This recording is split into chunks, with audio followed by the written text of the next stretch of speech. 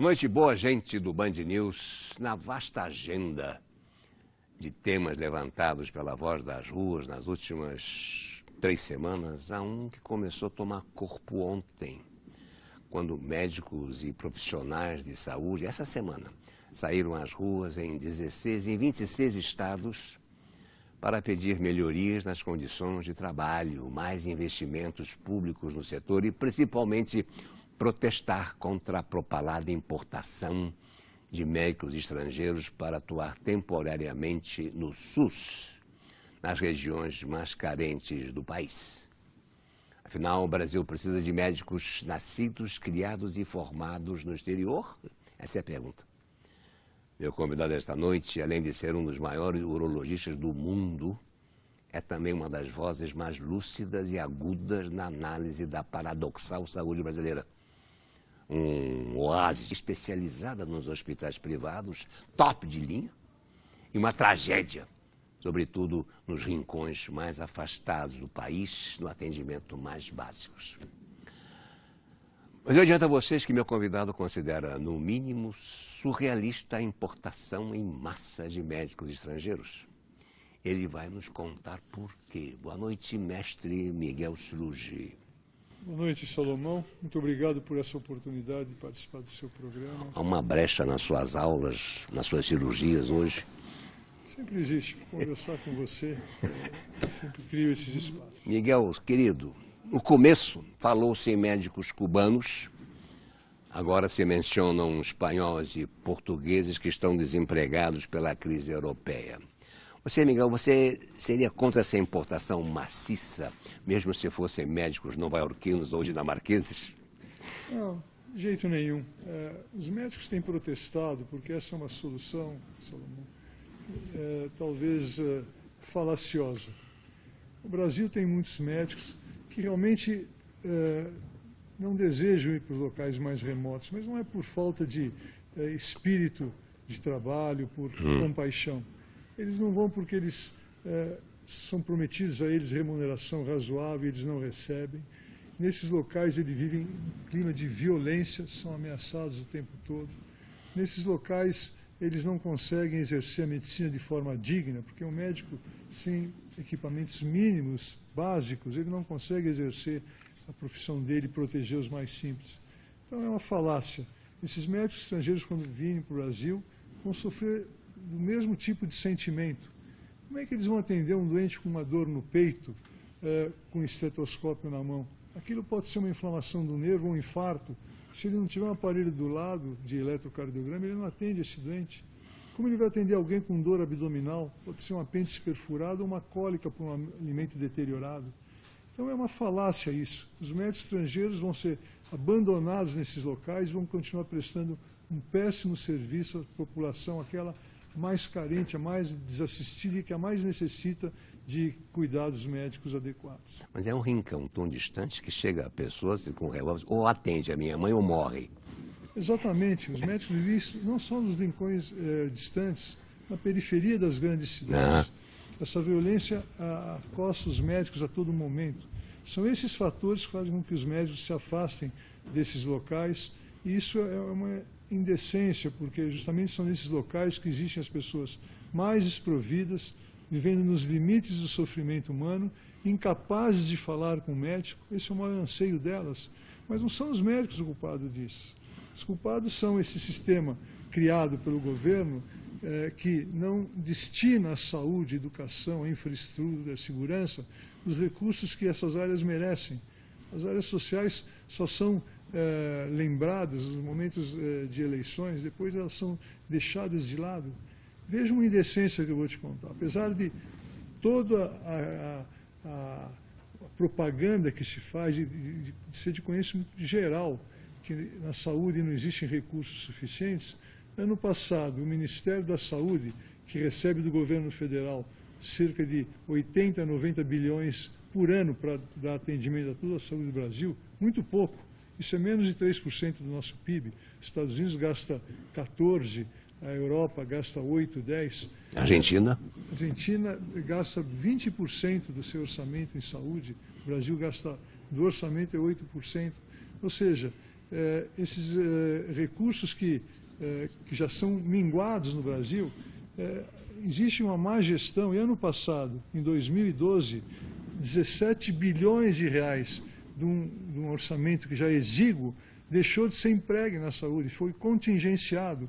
O governo segurou e utilizou com outras finalidades, talvez pagar dívidas da nossa dívida externa, talvez equilibrar um pouco o orçamento da União, tirando dinheiro da saúde. Como é que eles agora vêm prometer que vão dar alguns milhões para tentar melhorar o processo, quando eles mesmos removem grandes quantias para suprir carências de outras áreas que não têm a importância que tem a saúde? Miguel Souruge, eu estou vendo aqui que o argumento usado pelo governo para essa onda de médicos estrangeiros é que os profissionais brasileiros não querem trabalhar nas regiões mais remotas do país, mesmo com salários acima da média. Isso é um fato. Não é verdade, não é verdade.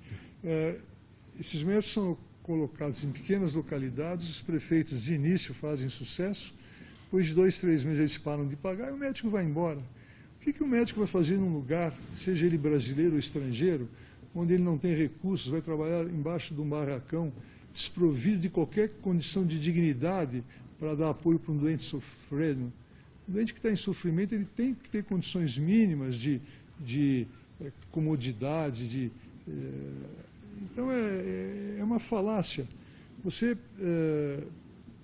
nesses locais remotos, um médico que for lá com uma formação razoável, o que ele vai fazer no seu cotidiano em relação à família? O que a mulher dele vai fazer num local desse? Em que escolas os filhos dele vão estudar? Eles vão embora, eles não vão ficar. O problema é uma infraestrutura totalmente deteriorada, totalmente desprovida de recursos, de uma mentalidade do governo que não aplica dinheiro de forma real, de forma verdadeira, decidida em educação e saúde. Mas sabe, Miguel, eu vi que uma informação que há mais de um ano, na cidade de Imperatriz, no Maranhão, não se consegue preencher vaga para médicos numa UTI, mesmo com salário de R$30 mil. Isso não amolece a sua posição? Não, isso é uma mentira. Eles pagam, está em 30 mil porque pagando menos ninguém foi. E os que foram recebendo menos abandonaram essas posições porque não recebiam. As prefeituras pagam 1 ou 2 meses e deixam de pagar os médicos depois. É uma falácia isso, é uma falácia. Agora, médicos europeus, Miguel, mesmo formados em boas escolas, talvez não se adaptassem, você já conversou, falou nisso, tocou nesse assunto agora, às terríveis condições de sistema público de saúde na maior parte do Brasil, onde falta equipamentos e recursos essenciais. Mas não seria melhor ter médico do que não ter? O problema é que um médico qualificado, um médico com boa formação humanística, um médico que é respeitado pelos seus clientes, não virá ao Brasil. Quais os que virão para cá? Aqueles que estão desempregados, provavelmente infelizes, talvez alguns poucos até procurados pela polícia. Eles virão exercer as atividades deles, Salomão, aqui no Brasil, em locais onde eles não poderão trabalhar com dignidade. Esses médicos não conhecem as nossas patologias regionais. Eles vêm de países onde as doenças transmissíveis já foram erradicadas, países sérios que combateram as endemias.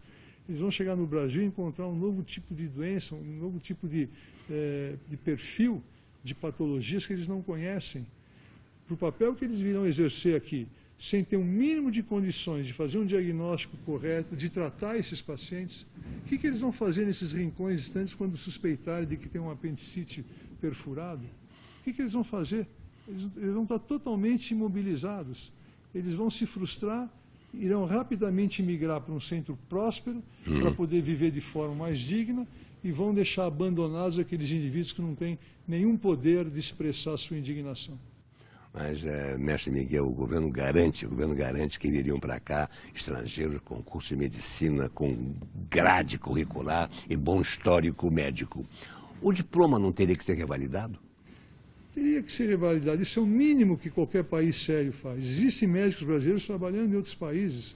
Os Estados Unidos recebem muitos médicos, a Inglaterra recebe, todos os países recebem, mas são médicos que passam por uma prova de competência muito rigorosa, e só aí é que eles são aceitos. Um médico estrangeiro que virá para cá para exercer medicina de forma tão precária pode ser perfeitamente substituído por um prático de farmácia.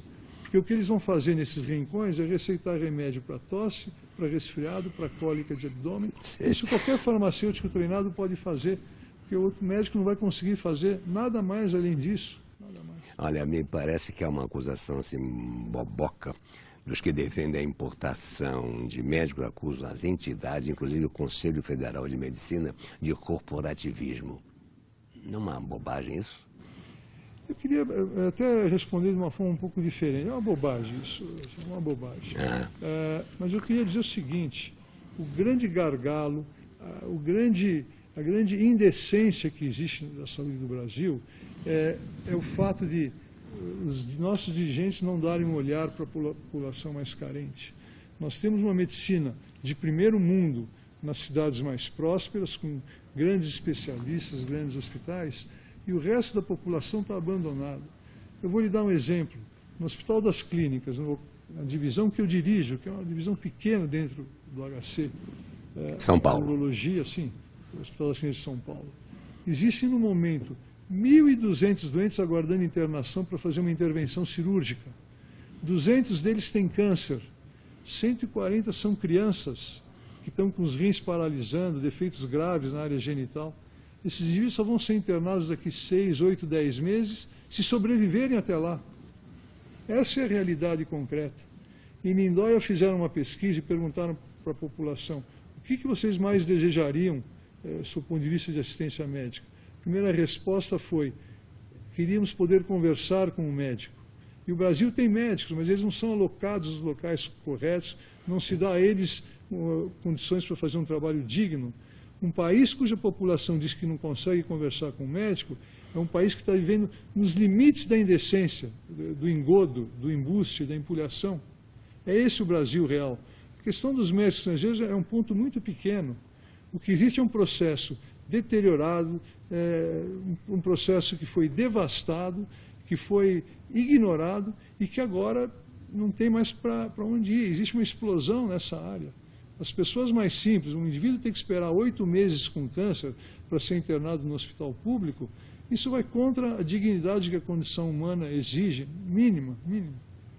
É esse o Brasil real, É contra isso que os médicos estão se postando, contra essa falácia, essa empulação. Quer dizer, falar de médico estrangeiro é uma coisa muito pequenininha. O que existe é um sistema que se deteriorou, foi destruído pela empulhação, pelo oportunismo, pela corrupção, pela má gestão, que é o que prevalece na área da saúde. No dia que estourou essa passeata de 1 milhão de pessoas aqui na cidade de São Paulo, a nossa presidente, que eu acho que é digna, mas enfim, ela é enganada pelos que o cercam, se reuniu no aeroporto com o ministro da Justiça, com o Lula e com o marqueteiro dela, de política. O que vai fazer o marqueteiro discutir o fato de 1 milhão de pessoas estarem na rua? Foram achar soluções falaciosas e propuseram 7, 8 medidas na área da saúde que são pura engabelação. Quer dizer, é isso que o Brasil vive. O médico estrangeiro é um problema pequeno. Mestre Miguel Struzzi, você responderia com otimismo se a medicina brasileira tem cura?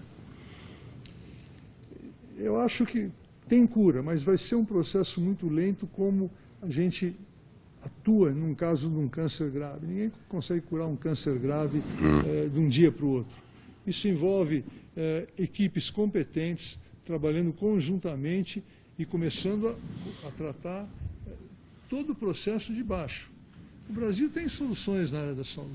Se for dada uma atenção real, determinada, sincera para as classes mais abandonadas, se forem criados pequenos postos de atendimento médico, mas com condições mínimas, com aparelho de eletrocardiograma, com aparelho de ultrassom para saber se uma dor de barriga é uma cólica banal ou se é um divertículo perfurado, se tiver alguns exames mínimos de sangue para saber se o indivíduo está com uma infecção ou não, se o indivíduo tiver condições físicas, um lugar para o doente deitar e repousar um pouquinho, né, aqueles doentes que estão no sofrimento máximo, se essas unidades forem multiplicadas pelo nosso país, se os médicos receberem uma remuneração, não precisa ser exagerada, não precisa ser digna. No Hospital das Clínicas de São Paulo, os médicos recebem um salário de R$ 1.900 por mês e trabalham felizes lá, só para mostrar para você que o salário não é a questão. Porque no HC eles têm condições de ajudar as pessoas mais simples, de ensinar as novas gerações a exercer aquele processo inebriante que é instigar e multiplicar os seus ideais com as novas gerações de médicos. Ganham R$ 1.900 por mês e o Brasil inteiro quer trabalhar no HC. Esse é o exemplo de que não é o salário que limita a ação dos médicos. Os médicos têm muito idealismo. O médico verdadeiro é altruísta. Ele se prejudica em função de ajudar o próximo. O salário não é o problema.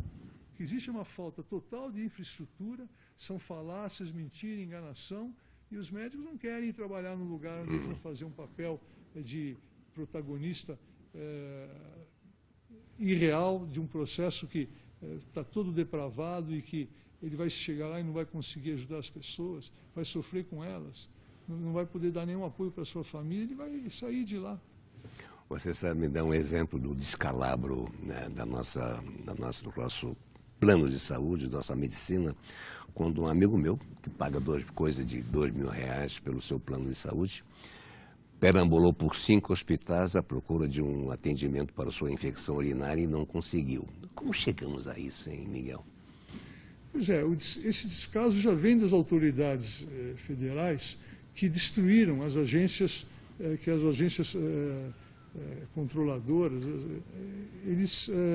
A Anvisa ainda atua razoavelmente bem, mas a Agência Nacional de Saúde Suplementar, ela foi tomada por indivíduos oportunistas que estão lá para defender as grandes corporações que prestam assistência médica.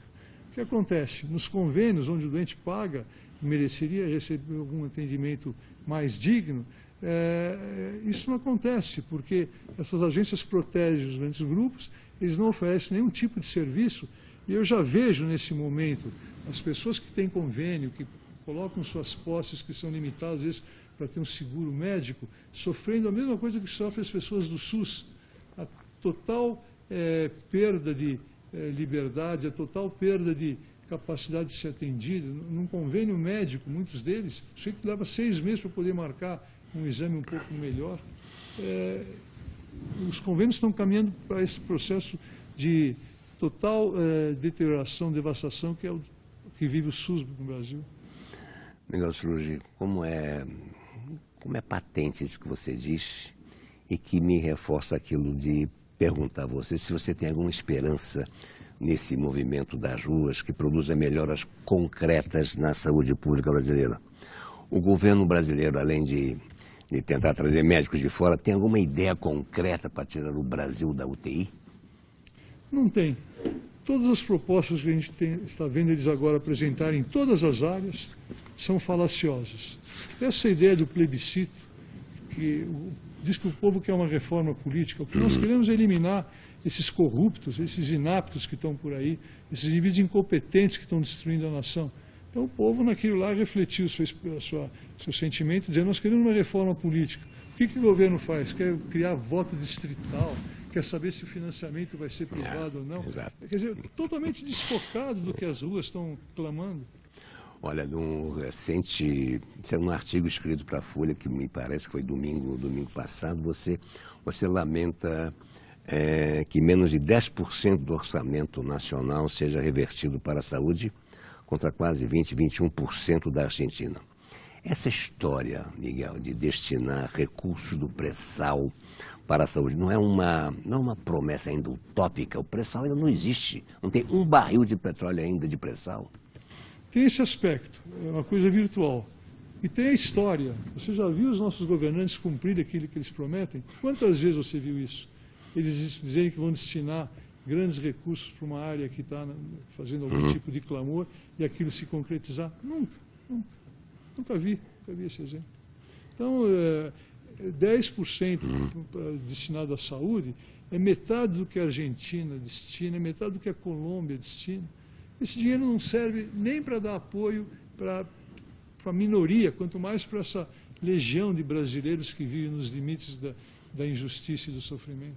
Será que o povo volta às ruas? Acho que o povo vai continuar clamando, e eu tenho a impressão que talvez um momento que esse movimento todo talvez tenha alguma influência serão nas próximas eleições. Eu acho que o povo está se tornando consciente. Até as próximas eleições vai continuar a mesma empulhação. O governo não sabe nem o que fazer quando propõe medidas erradas, mas acho que é a minha esperança que nas eleições do ano que vem, todo esse grupo de inaptos, de incompetentes, de oportunistas e de corruptos seja enxotado do poder. E aí emerge uma nação um pouco mais justa, um pouco mais tomada pela compaixão pelos seus filhos. Com essa aula magna que você nos presenteia aqui no Band News TV, mas para terminar, Miguel, imagine que um homem como você, com a sua envergadura profissional, que já galgou todos os postos acadêmicos e é considerado um dos maiores especialistas de próstata do mundo inteiro, você não tem sido sondado para cargos públicos na área de saúde? Alguma possibilidade que isso um dia se concretize? Eu fui sondado, mas eu tenho, sabe, eu uso a minha capacidade de poder, a minha oportunidade, diria até melhor, de poder me expressar para defender aqueles que não têm essa possibilidade. Isso não é demagogia. Eu consegui uma posição forte, uma posição dentro da urologia que me honra muito, trabalhando como médico, e a minha vocação é para ser médico. O que me deixa inebriado é um doente que encosta a cabeça no ombro e me diz: muito obrigado, doutor, por ter me curado, por ter aliviado o meu sofrimento. Isso é inebriante para mim. E eu aproveito esse tipo de sentimento, que é uma razão existencial, que me aproxima da felicidade, e junto com isso, eu uso as oportunidades que me surgem por ocupar essa posição como médico para realmente expressar minha indignação, meu clamor, em nome daqueles que não têm a possibilidade de se expressar. Isso pode parecer uma coisa um pouco demagógica da minha pessoa, mas eu faço isso. E eu confesso que eu faço com felicidade. Cada vez que eu consigo me expressar, consigo gerar indignação, eu acho que eu estou cumprindo um pouquinho do meu papel, melhorando um pouquinho da minha insignificância como ser humano. Eu sozinho não sou nada nesse planeta, nessa natureza tão deslumbrante, no mundo que nós vivemos. Doutor Miguel, professor Miguel, mestre Miguel, meu amigo Miguel Sruji, para fechar, dá uma receita para o Brasil hoje. Veja, eu diria que nós só vamos mudar esse processo todo em que o Brasil se encontra quando as pessoas compreenderem que aquele discurso de Brasil rico, Brasil falacioso, Brasil potência, era uma falácia. Nós não somos nada disso. Nosso país é um país pobre, cheio de indecências. As pessoas precisam compreender isso. Na verdade, um pouco dessa indignação que surgiu agora, Salomão, se deve a isso. De repente as pessoas perceberam que aquele discurso ufanista não era real. Eu acho que se a gente conseguir as classes um pouco mais instruídas, as pessoas um pouco mais conscientes, um pouco mais críticas, incutir na população esse sentimento de que a gente tem que, para desenvolver a nação, colocar pessoas decentes, que olhem para elas e que deixem de falar bobagem, de falar mentira, de empulhar. Eu acho que aí, talvez, nesse momento, nasça uma nova nação. Mestre, muito obrigado. Que Deus continue iluminando você, Miguel Sruji. Obrigado pela oportunidade. Na passeata desta semana dos médicos na Paulista, eu não encontrei a doutora Juliana Minsen, ela é médica no Rio. E entrei em contato com suas ideias através do território livre da internet. Conta ela. Na frente da sala da sutura tinha um paciente idoso internado numa cadeira, com um soro pendurado na parede num prego similar aos que prendemos samambaias. Ao seu lado, seu filho, com fala pausada, calmo e educado, como eu, como você, como nós. Perguntava pela possibilidade de internação do seu pai numa maca, que estava há mais de um dia na cadeira. Ia desmaiar, esperou, e toda vez que abria a portinha da sutura, ele estava lá, esperando. Como eu, como você, como nós. Teve um momento que ele desmoronou. Se ajoelhou no chão, começou a chorar. olhou para mim e disse: não é para mim, é para o meu pai, uma maca, pelo amor de Deus. Como eu faria? Como você, como nós. Saí, chorei, voltei, briguei e o coloquei numa maca retirada da ala feminina. Já levei meu pai para fazer exame no meu hospital universitário. O endoscopista, quando soube que era meu pai, disse: mas por que você não me falou? O Juliano levava no privado. Não precisamos, acredito, nas pessoas que trabalham comigo, que me ensinaram, eu acredito. E ainda ensino, eu acredito, eu confio. Meu irmão precisou, eu o levei lá. Todos os nossos médicos são de hospitais públicos que conhecemos e se não os usamos mais, é porque as instituições públicas carecem. Carecem, padecem de leitos, aparelhos, materiais e medicamentos. Uma vez fiz um risco cirúrgico e colhi sangue no meu hospital universitário. No consultório de um professor, ele me pergunta: e você confia? Se confio para os meus pacientes, tem que confiar para mim. Eu pratico a medicina, ela pisa em mim alguns dias, me machuca, tira o sono, dá rugas, lágrimas. Mas eu ainda acredito na medicina. Esses últimos dias de protestos nas ruas e nas mídias, brigamos por um país melhor, menos corrupto, transparente, menos populista, com mais qualidade, com mais macas, com hospitais melhores, mais equipamentos e que não faltem medicamentos, um SUS melhor. Eu não tenho palavra para descrever o que penso de Brasília. Mas hoje, por mim, por você, pelo meu paciente na cadeira, eu ouvi o governo dizendo que escutou o povo democrático brasileiro, que escutou o que queremos de educação, saúde, segurança e qualidade. E disse que importará médicos para melhorar a saúde do Brasil, para melhorar a qualidade.